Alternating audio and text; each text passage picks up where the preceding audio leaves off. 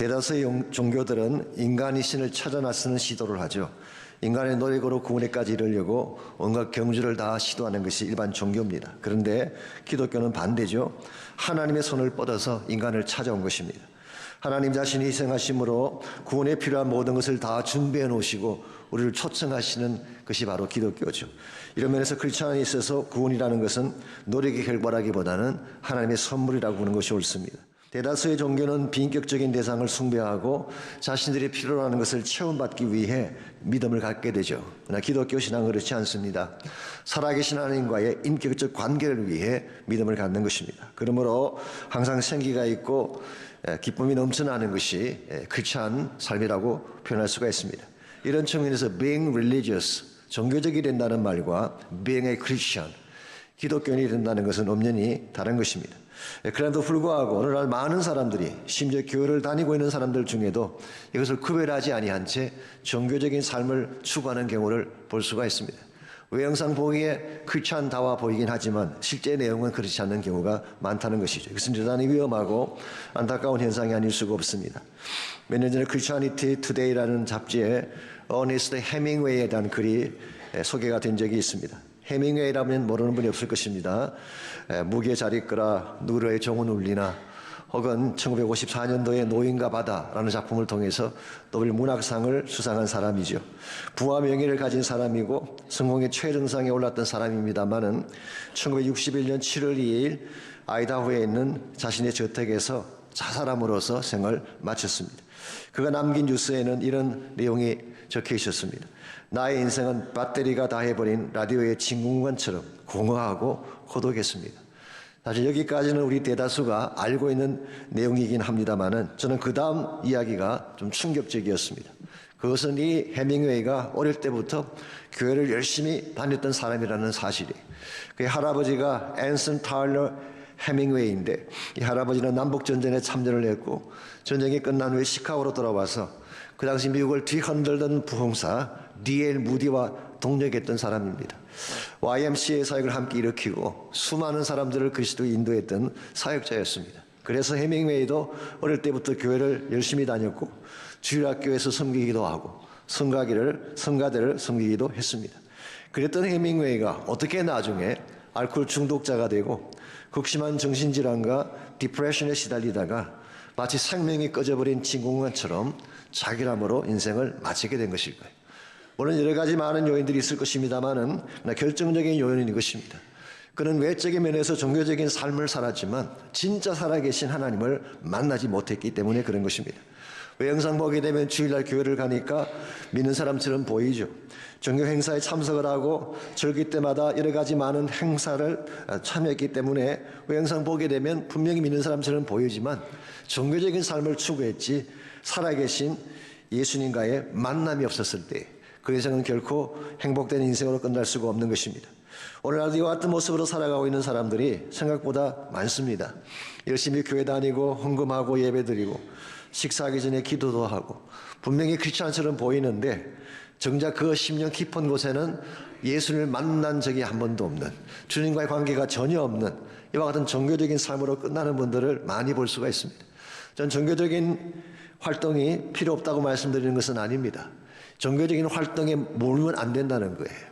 이것을 넘어서서 진짜 만나야 될 예수를 만나고 그분과 개인적인 관계를 만들어야지 여러분의 삶이 바르게 진행될 수가 있는 것입니다. 종교인처럼 외적인 형태만 쫓으며 살아갈 것인가? 아니면 정말 하나님을 깊이 만나고 그분 안에서 참된 생명과 능력을 누리며 살아갈 것인가? 솔직히 여러분과 저도 모르는 사이에 우리에게는 종교적인 옷이 많이 있어요. 우리 행동에서 우리 언어에서 풍겨나오는 종교적인 그런 옷들이 많죠. 자매님, 형제님 내려놔야죠. 은혜죠. 감사해야죠. 이 모든 게 다 종교적인 뉘앙스를 띠고 있죠. 실제 우리의 내면 속에는 세상으로 가득 차 있으면서 겉모양만 종교적으로 잘 꾸미려고 하다 보니까 위선이 되고 가식이 되기도 하는 것입니다. 우리가 진정한 차원에서 크리스찬이 되기를 원한다면 외형상 보이지는 종교적인 옷을 벗어버리고 진실된 모습으로 예수 그리스도를 만나야 하는 것입니다. 그래서 종교적 옷을 입고 사는 삶이 아니라 예수 그리스도를 옷 입고 사는 삶을 살아야지 진정한 크리스찬이 되고 좋은 열매를 맺게 되는 것입니다.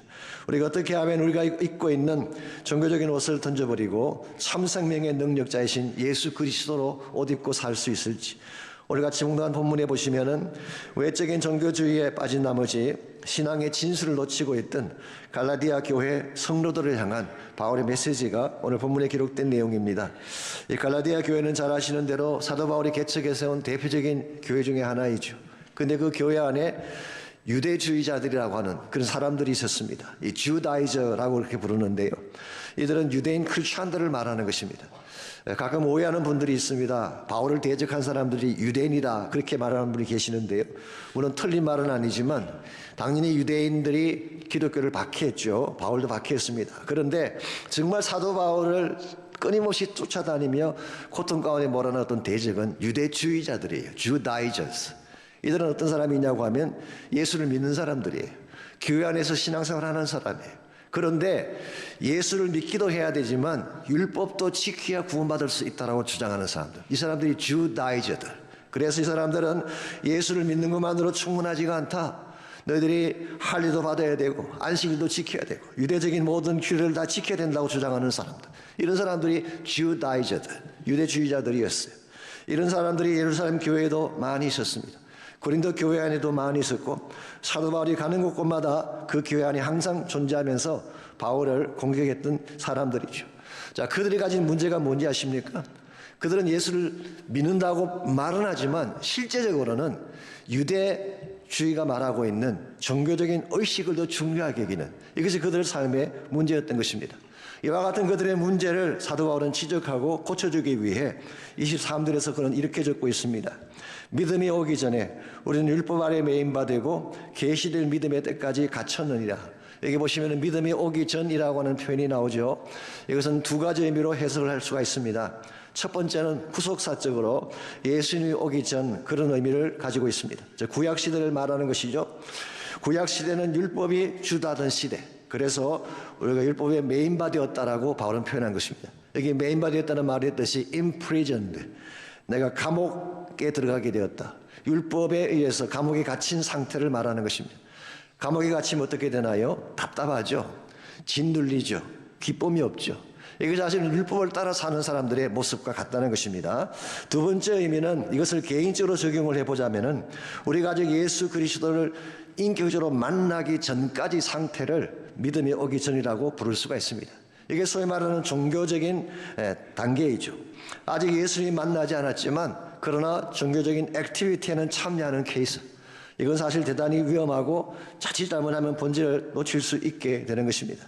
우리가 형식적이면서도 종교적인 삶을 계속 추구하게 되면 우리도 모르는 가운데 타성해졌게 됩니다. 생기가 사라지기 시작해요.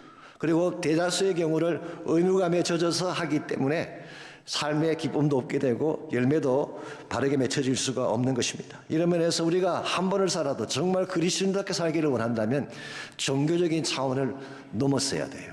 종교적인 위치에 멈추지 아니하고 진짜 살아계신 하나님을 만나는 차원으로 넘어가야지 여러분의 인생에 진정한 회복이 일어나고 열매가 아름답게 되는 것입니다.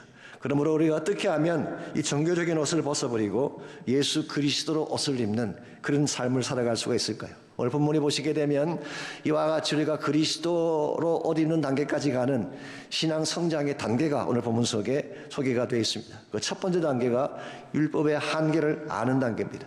우리가 종교적인 옷을 벗어버리고 예수님께로 나가려면 율법은 한계가 있다. 이 사실을 깨달아야 된다는 것입니다. 율법이라고 하는 것 자체는 나쁜 것이 아닙니다. 많은 분들이 오해하시는 것 중에 율법을 잘못된 것으로 그렇게 이해하시지만 성경은 그렇게 말씀하고 있지 않습니다.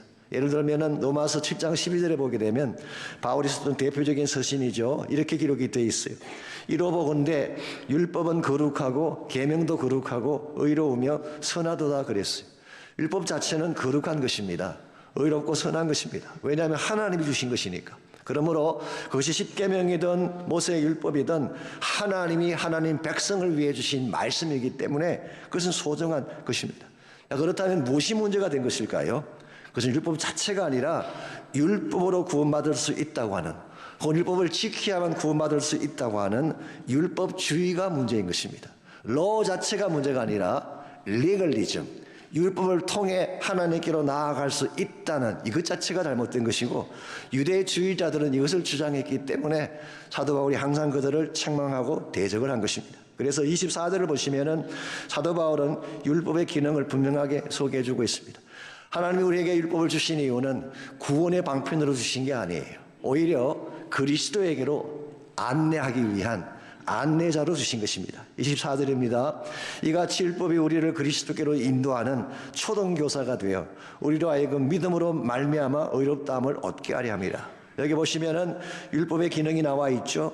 우리를 그리스도께로 인도하는 초등교사, elementary teacher 라고 번역할 수도 있겠지만, 사실 이 단어의 원의 의미는 그런 것은 아닙니다. 페다이고고스라는 단어, 페다거지라는 교육학이라는 영어에서 나왔죠.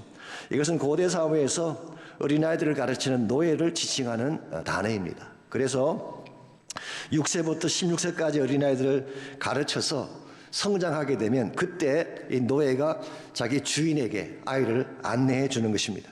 오늘 바울은 이것을 비유삼아 말한 것입니다. 율법의 기능이 이와 같은 것입니다. 우리가 죄에 빠져 있을 때에 그것이 죄인지 아닌지조차도 깨닫지 못하고 있을 때에 율법이 죄를 깨닫게 해주는 거예요. 율법의 기능은 죄를 죄되게 깨닫게 해주는 정죄의 기능이 있습니다.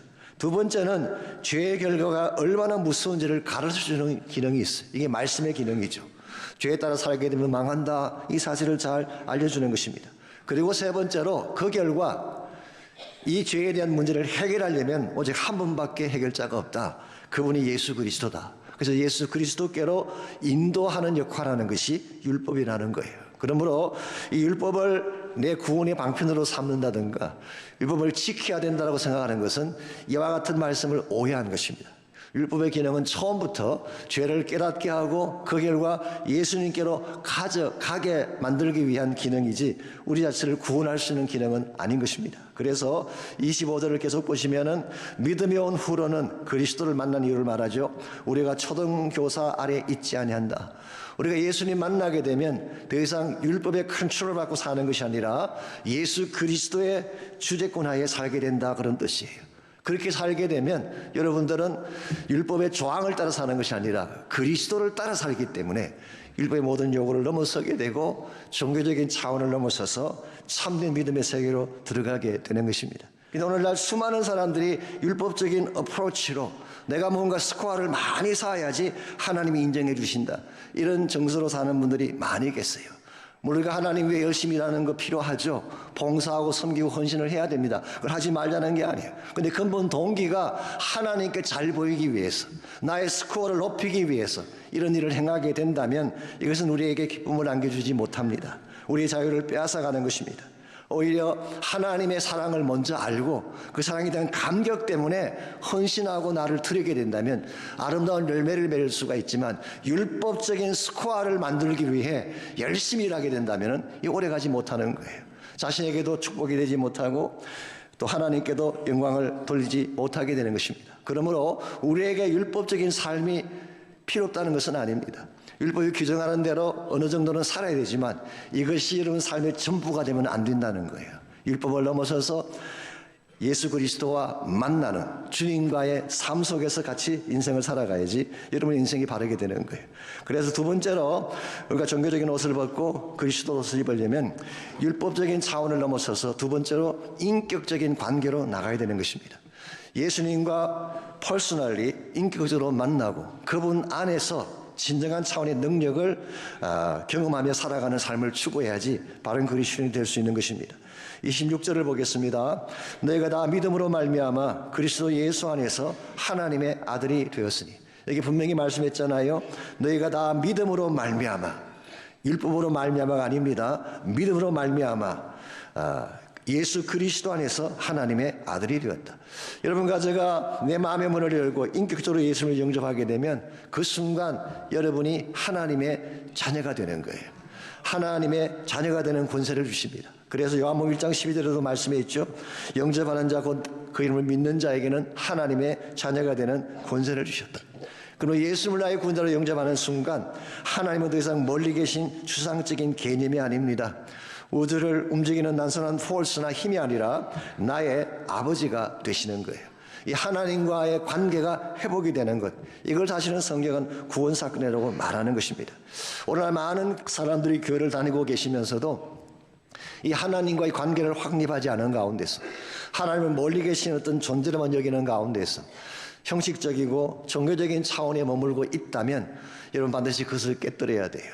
마음의 문을 열고 살아계신 하나님을 만나야 돼요. 그분이 여러분 개인의 아버지가 되시고 여러분 삶의 주권자가 되게 하실 때에 진정한 변화가 일어나게 되는 것입니다. 그렇지 아니하고 종교적인 액티비티만으로 크리스찬이 된다고 하는 것은 잘못된 어프로치. 아무리 지성적으로 마음이 열려 있어도, 아무리 문화적으로 마음이 오픈되어 있어도 그것만으로 충분하지 않아요. 예수 그리스도를 퍼스널리 만나야 돼요. 나의 구원자로 영접을 해야 되는 것입니다. 그리고 나서 27절을 보게 되면 예수를 나의 구원자로 영접할 뿐만 아니라 그분과의 관계를 깊이 만들어갈 때, 그때 우리 삶이 진실로 하나님을 기뻐하는 그리스도의 삶이 되는 것입니다. 27절입니다. 누구든지 그리스도와 합하기 위하여 침례를 받은 자는 그리스도로 옷 입었느니라. 여기 침례, baptism이라는 단어가 나오는데요. 아시겠지만 침례의 의미는 단순히 씻는다는 뜻이 아닙니다. 많은 분들이 washing, 근데 물이 우리 죄를 씻을 수 없습니다. 물의 양이 많다고 죄가 씻기고 적다고 덜 씻기는 그런 거 아닙니다. 우리의 죄를 씻는 것은 예수님의 보혈밖에 없어요. 물이 씻는 게 아니에요. 그러므로 침례의 진정한 의미는 washing이 아니라 identification이에요. 하나됨을 상징하는 것입니다. 그게 로마서 6장에 나와 있는 말씀이고 오늘 본문도 마찬가지죠. 그리스도와 합하기 위하여 identified with the Christ. 그래서 침례를 받는 순간 우리는 예수 그리스도와 한 몸이 되는 것입니다. 그래서 예수님께서 마치 십자가를 지시고 장사 지낸 바 되신 것처럼 우리가 물속에 잠길 때에 그리스도와 함께 나의 옛자를 장사 지내버리는 거예요. 그리고 주님이 다시 부활의 영광으로 파워풀하게 다시 일어나신 것처럼 우리가 물에서 나올 때에 부활의 예수와 함께 사는 것을 상징하는 예식이 바로 뵙티즘인 것입니다. 이와 같이 우리가 예수님을 나의 구원자로 영접할 뿐만 아니라 진실로 내 마음이 그리스도와 하나가 되어서 한 몸이 되는 이런 상태가 되면 어떤 역사가 주어지게 될까요? 예수님께서 가지신 모든 축복이 내가 가진 축복이 되는 거예요. 한 몸이 되었으니까. 어떤 목사님은 이것을 결혼식으로 비유하기도 합니다. 하는데 결혼하게 되면 남자와 여자가 남남이었지만 결혼하는 순간 한 몸이 되잖아요. 모든 권리가 같이 공유하게 되는 것입니다. 집이든 재산이든 자녀든 다 공유하게 되는 것이죠. 예수님과 우리가 한 몸이 되는 순간 예수님이 가지신 모든 특권이 나의 특권이 되는 거예요. 그분이 가지신 능력이 나의 능력이 되는 거예요. 그 결과 나는 분명히 연약한 존재이지만 예수 그리스도로 옷을 입은 자가 되기 때문에 부활의 권세와 능력을 가진 자로 살게 되는 거예요. 이 사실 굉장한 큰 축복입니다. 우리 인간은 다 프레즐해요. 연약해요. 질그릇 같은 존재입니다. 근데 만일 내가 예수 그리스도와 한 몸이 되어서 내 삶이 그리스도로 옷 입은 상태가 된다면 과연 악한 자들이 우리를 함부로 건드릴 수 있을까요? 못 건드릴 것입니다. 어떠한 대지기를 무너뜨리겠어요? 부활의 능력으로 옷을 입은 여러분과 저를 어떤 악한 일들이 건드릴 수가 있겠어요? 그러므로 정말 우리가 그리스도답게 살기를 원한다면 나의 힘과 나의 능력만으로는 불가능합니다. 그리스도로 옷 입어야 돼요. 그리스도와 한 몸이 되어져서 내가 사는 것이 아니라 내 안에 그리스도께서 사시는 삶을 살 때 그때 여러분 인생은 위대한 인생이 되고 놀라운 세상이 감당하지 못할 능력 있는 인생이 되는 것입니다. 이와 같이 여러분과 제가 그리스도와 한 몸이 되고 그리스도가 가신 그 모든 권세와 능력을 소유하며 살기를 원한다면 첫째는 여러분이 옛자를 장사 지내야 돼요. 십자가에 못 박아야 돼요. 하나님 앞에 나올 때마다 나의 옛 고집, 옛 자아, 교만, 탐심, 심지어 내 안에 있는 상처와 분노와 선뿌리까지 다 십자가 앞에 다 토해내는 그런 것이 필요해요. 주님 앞에 먼저 나의 모든 옛자를 장사 지낸 후에 두 번째로 이제는 그리스도로 옷 입는 삶, 부활의 능력으로 옷 입는 삶, 성령의 권세 가운데 삶을 살아가야지 여러분은 한 번을 살아도 힘있게 살 수 있게 되고 세상을 변화시키는 능력자로 살아가게 되는 것입니다. 우리가 예수 믿고 크리스찬이 되었는데 이왕 사는 것 이렇게 살아야 되지 않겠습니까? 항상 형식적으로 종교적으로 잠깐 예배드리고 돌아가시는 이런 삶보다 주님을 깊이 만나고 그 안에 푹 잠겨서 그리스도와 한 몸이 되어져서 권세와 능력 가운데 사는 삶. 이걸 살아야지 하나님께 기쁨이 되고 영광이 되는 것입니다. 이와 같이 우리가 종교적인 옷을 벗어버리고 그리스도로 옷 입는 삶을 살기를 원한다면 1차적으로는 율법적인 삶을 청산해야 됩니다. 하나님 앞에 스코어를 쌓기 위한 삶이 아니라 이미 받은 은혜에 대한 감격으로 일하시고 사역을 하십시오. 이게 우리가 그리스도로 옷 입는 삶의 첫 단계. 두 번째는 인격적으로 예수님을 만나고 그분과 한 몸 된 삶을 살아갈 때 여러분을 통해 하나님 나라가 이루어지고 놀라운 역사들이 전개되는 것입니다. 마지막 세 번째로 종교적인 옷을 벗어버리고 그리스도 옷을 입으려면 우리가 가진 모든 영적인 특권을 나누며 살아야 돼요. 하나님은 우리가 예수 믿는 순간 많은 특권들을 주셨어요. 이 특권을 나의 것으로 소유하지 말고 나눌 수 있을 때 그때 여러분의 삶이 하나님의 기쁨이 되는 것입니다. 오늘 28절 29절을 보게 되면 우리가 그리스도 안에 들어오게 되면 누릴 특권 혹은 축복이 나와 있는데 먼저 28절입니다. 너희는 유대인이나 헬라인이나 종이나 자유인이나 남자나 여자나 다 그리스도 예수 안에서 하나이니라. 이 말은 인간과 인간 사이를 가로막고 있는 모든 장벽을 무너뜨리고 하나가 되게 한다 그런 뜻이. 유대인과 헬라인은 물과 기름의 관계입니다. 절대로 하나 될 수 없는 이 racial barrier가 분명히 있었어요. 그리고 종과 자유자, 이들은 요즘하고 다릅니다. 고대 사회에서는 절대 넘을 수 없는 그런 불가분의 그 장벽이었어요.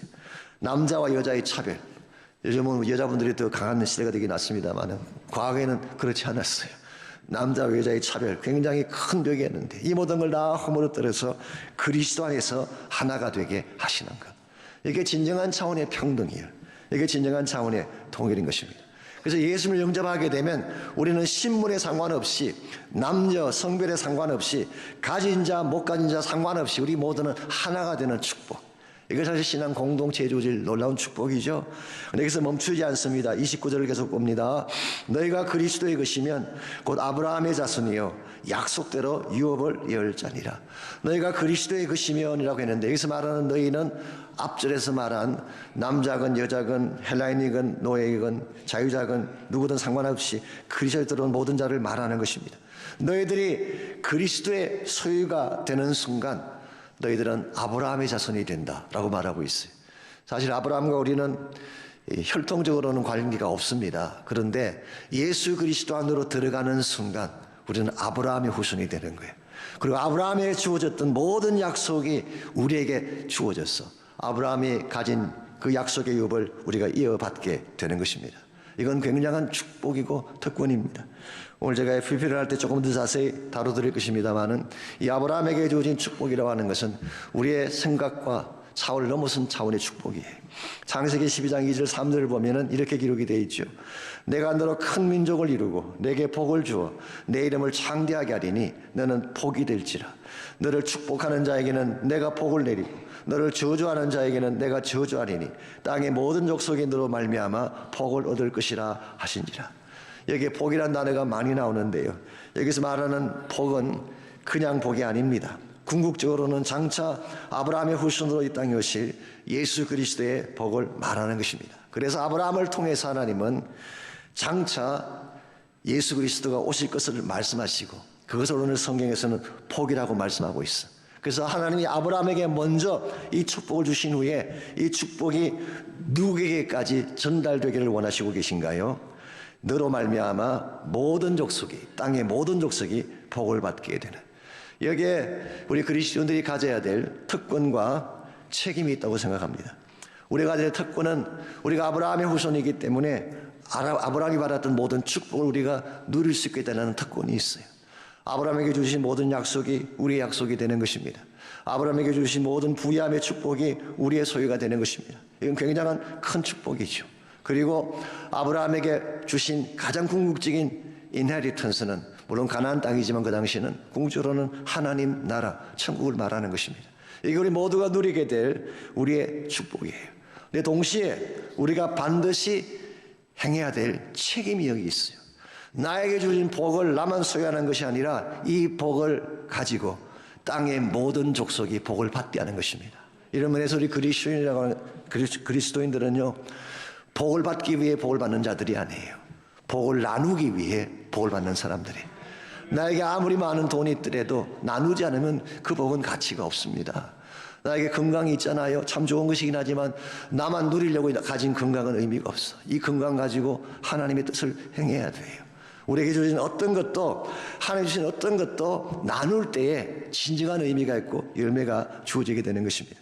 여러분과 저에게 주어진 아브라함의 축복, 참 위대한 축복인데, 이제 이 축복을 내가 움켜잡고 사는 것이 아니라 이것을 나누는 자가 될 때에 우리를 통해 죽은 자들이 살아나고 열방이 주께로 돌아오며 하나님의 비전이 성취되게 되는 것입니다.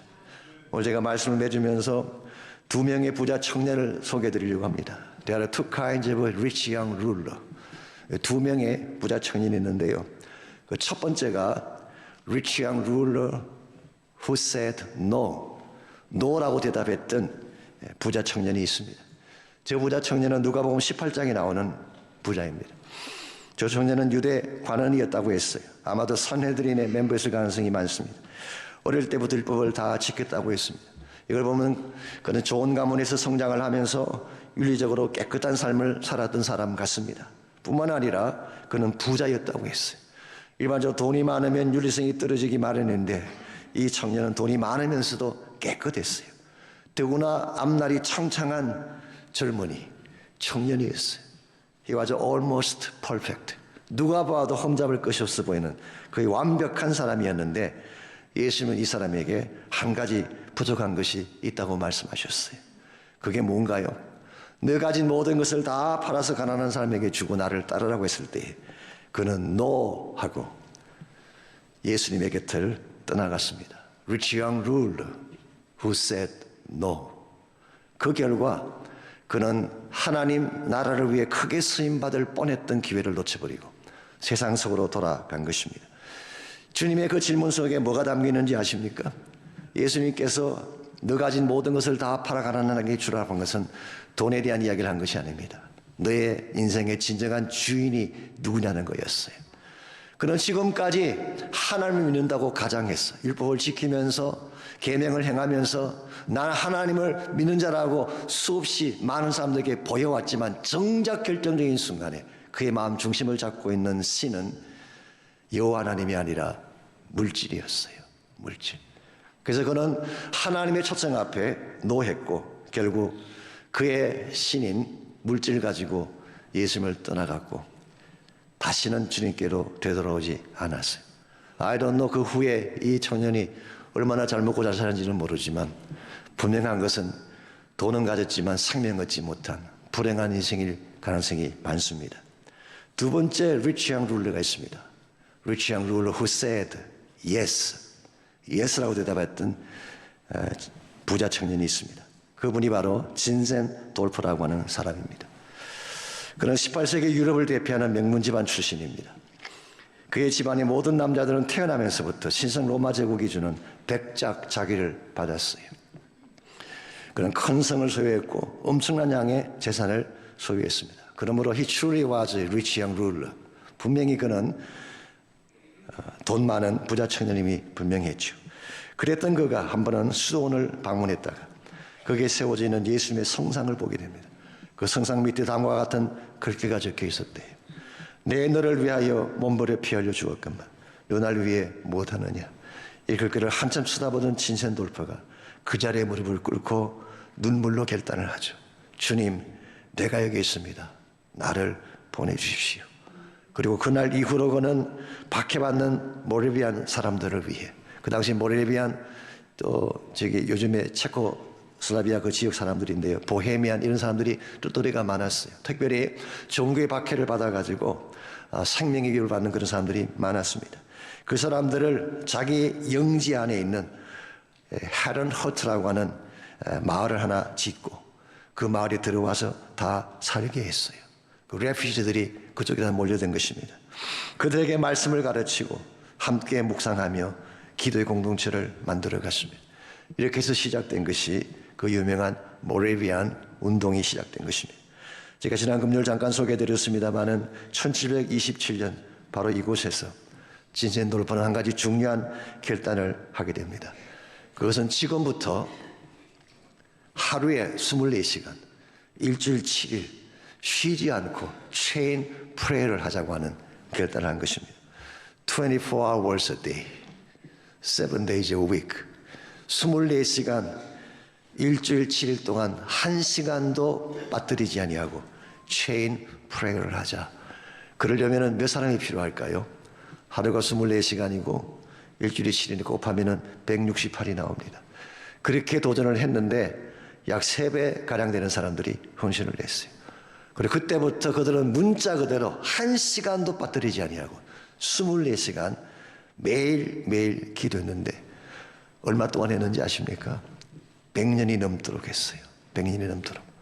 처음 했던 사람이 나이가 들어 돌아가시면 그 다음 사람이 대를 잇고 이렇게 하기를 100년 동안 계속을 했는데 이 100년의 기간 동안에 어떤 역사가 벌어졌을까요? 이건 제 개인적인 의견이 아니라 Christianity Today에 나온 내용을 제가 그대로 소개해드리는 것입니다. 첫 번째로 존 웨슬리의 삶에 엄청난 변화가 일어났습니다. 그는 물론 일찍부터 하나님의 사람이긴 했지만 그가 영국 런던 외곽에는 올드스게이트라는 지역에서 모레비안 형제들이 모이는 집회에 참석을 했다가 성령 받지 않습니까? 엄청난 부흥의 불씨가 되어서 그때부터 웨슬리안 부흥이 일어나기 시작했어요. 두 번째로 1740년도에 미국에서 일어난 제1차 영적 각성운동의 불씨도 모레비안들의 기도 덕분입니다. 동부 쪽은 좌라는 에드워드 같은 사람이 부흥을 주도했지만 중남부 지역은 프랜시스 에즈베리라는 사람이 주도해서 이분은 1771년도에 영국에서 미국으로 건너와서 부흥운동을 일으킨 사람이에요. 기록에 의하면 그 당시 한 1200명 정도의 감리교도들이 있었는데 이 사람 때문에 24만 명으로 늘어나는 200배 이상의 성장이 일어나는, 그래서 이 사람을 오늘 또 The Father of Holiness Movement, 이 성령운동의 아버지라고 부르는 이유가 여기 있습니다. 오늘날도 그의 이름을 기념해서 세운 대학교가 켄터키에 있죠. 윌모어라는 곳에. 그게 바로 에즈베리 대학이 그분의 이름을 따서 한 것입니다. 무엇보다도 세 번째로 이 모레비안의 기도는 근대 선교를 일으키는 동력이 됐어요. 1792년도에 윌리엄 캐리에 의해서 지난 202년 동안 닫혀있던 선교의 문을 열고 최초로 선교운동이 일어나지 않습니까? 우리는 윌리엄 캐리에게 관심을 가졌는데 사실 윌리엄 캐리 그 이면에 모레비안 형제자매들의 기도가 있었어요. 근대 선교가 일어나기 훨씬 전부터 이미 그들은 선교사로 활동을 했고 선교하는 것을 위해 중보한 것입니다. 어메이징하지 않습니까? 이 시대에 다시 한번 이와 같은 부흥이 일어나야 되지 않을까요? 진정한 차원의 부흥이 다시 나기를 원한다면, 세상을 변화시킬 만한 진정한 파워풀한 운동이 다시 일어나기를 원한다면 우리가 허울전 종교의 옷을 벗어야 됩니다. 그리고 그리스도로 옷 입어야 되는 것입니다. 형식적이며 이기적인 세상의 옷을 벗어버리고 성령의 옷을 입어야 합니다. 무엇보다 예수님이 나를 부르실 때 Rich young ruler who said no처럼 no라고 대답하지 말고 진젠돌프처럼 yes sir 할 때 여러분을 통해 하나님의 나라는 이루어지게 되고 하나님이 기뻐하실 영광된 열매는 주어지게 되는 것입니다. 사랑하는 형제자매 여러분, 우리가 사는 시대는 마지막 시대입니다. 우리의 희망은 복음밖에 없습니다. 이 세상 사람들이 위로를 찾지만 이 세상에는 참된 위로가 없습니다. 복음만이 진정한 위로입니다. 우리 이 세상을 떠나갈 때 그 무엇도 우리의 영혼을 책임질 수 없는데 복음만이 우리의 소망입니다. 복음 안에 생명이 있습니다. 복음 안에 소망이 있습니다. 이 복음과 함께 남은 생애를 달려가셔서 주의 영광을 이루는 여러분 모두가 되시기를 바랍니다.